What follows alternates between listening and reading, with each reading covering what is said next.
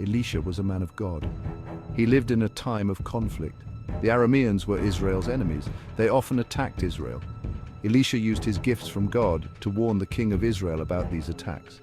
The Aramean king was frustrated. He wanted to defeat Israel. He knew that Elisha was warning the king. Elisha was a threat to his plans. The Aramean king decided to capture Elisha. He sent a large army to Dothan, where Elisha was staying. The army surrounded the city at night. The Arameans were sure they would capture the prophet. Elisha was not afraid. He stood firm in his faith. He knew God was with him, guiding his every step. One early morning, Elisha's servant went outside to start his daily chores. He saw the Aramean army surrounding the city. He was terrified and filled with fear.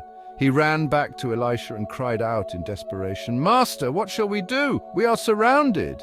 Elisha calmly replied, "Fear not, for they that be with us are more than they that be with them. Trust in the Lord." The Aramean king was furious. His plan to ambush the Israelites had failed again. Elisha, the prophet, somehow knew their plans. Every ambush, Elisha would warn his king. The king decided to take drastic measures.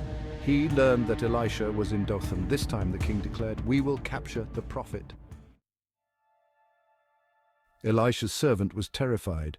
He awoke to find the city surrounded by Aramean soldiers. Chariots and horses filled every street.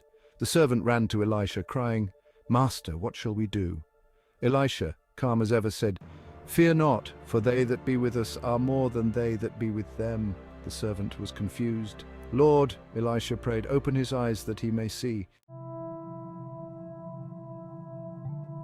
Imagine the surprise of the king of Israel when Elisha and his servant walked into Samaria, followed by a long line of stumbling, blind soldiers, once fierce and threatening, now helpless and vulnerable. "My enemy delivered into my hands," the king declared, astonished and triumphant. "Shall I strike them down?" he asked, gripping his sword, ready for revenge. Elisha, filled with compassion and wisdom, did not believe in vengeance. "You shall not strike them down," Elisha said firmly, his voice echoing with authority. "Set food and water before them," he instructed, reflecting humanity. "Let them eat, drink, and return with a story of mercy."